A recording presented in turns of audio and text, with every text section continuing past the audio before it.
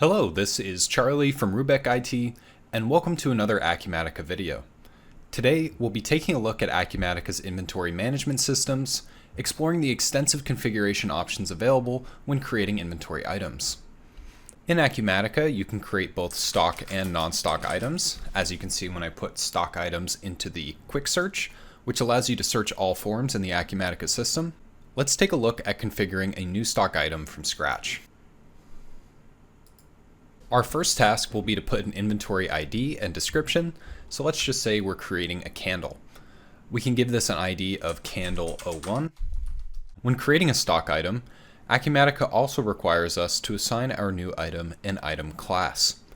Item classes allow us to group common items, expediting our configuration process. For this item, let's choose the item class Consumer Good. As you can see by selecting this class, a great deal of our fields on this page have been automatically filled, including tax category and posting class, default warehouse, and units of measure. And all of these can of course be changed from the defaults provided by this item class as well. Additionally, selecting our item class will automatically fill our GL accounts, meaning we don't have to manually configure our general ledger accounts for each new item in the system. And like everything else that's filled by our item class, we can of course adjust the defaults provided as well. We can also configure a set of attributes for any given item class, such as if you have a class of items with specific metrics you need to store against them. Say for our candle example, a set of fragrances associated with it, we can store custom attributes in this attributes tab against our item class. We can also configure price and cost for this item as well. Let's quickly set up a pricing method for our scented candle. Let's choose the inventory price class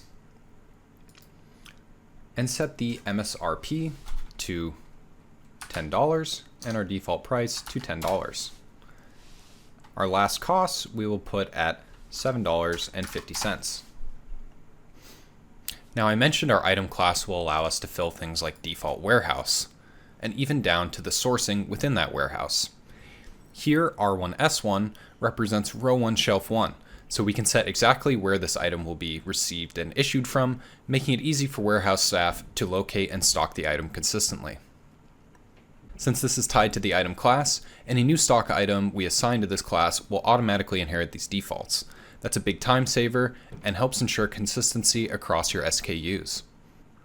Additionally, while we won't get too into the weeds on manufacturing, you can associate a bill of materials with our new object under the manufacturing tab.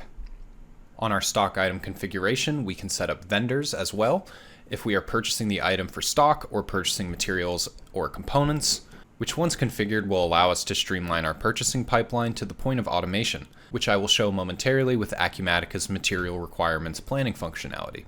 Here we can define one or multiple vendors for our item, and the system gives us the ability to input metrics like lead time and min-max order quantity to assist our purchasing team. Let's quickly add a vendor that we're going to purchase our item from, and we'll say it is our AA vendor. Under our packaging tab, we can configure the dimensions and weights for our product, making it easy for us to select shipping providers and shop for rates between providers directly inside of the Acumatica system. Let's take a look at the cross-reference tab now, which is a great functionality that facilitates business with customers or vendors who might have different item codes from our own and might prefer to see their own item codes on purchase orders or invoices. To configure a cross-reference, we can simply plug in our vendor and their alternate ID or alternate unit of measure. And once configured here, we can tell our system to automatically utilize our third-party codes in our documentation generated for our client. Let's take a look at inventory planning now for our newly created item. Here we can configure replenishment rules for our candle, including our service levels, replenishment warehouse if our source is a transfer, launch and termination date, which are useful for introducing or discontinuing items in the future, safety stock and reorder points, and our forecast window. We can even create and leverage more complex demand forecasting models in Acumatica, allowing you to anticipate demand before it arrives. Here we can see our consumer item class has automatically created a replenishment parameter for our item, which is a seasonal replenishment parameter that dictates our service level may drop during the holiday season, meaning we are more likely to run out of stock. This factors into Acumatica's MRP modules and impacts the way we analyze demand. Let's quickly create a replenishment method to show off just how easy it is to create a method that will monitor a reorder point and allow us to generate MRP. I'm going to delete our existing holiday seasonal parameter here, and I'm going to set our replenishment class to purchase, remove our seasonality. We're not doing a transfer, so we don't need to set a replenishment warehouse. I'm going to set our service level to 99, our safety stock to 10, our reorder point to 20, and our max quantity at 50.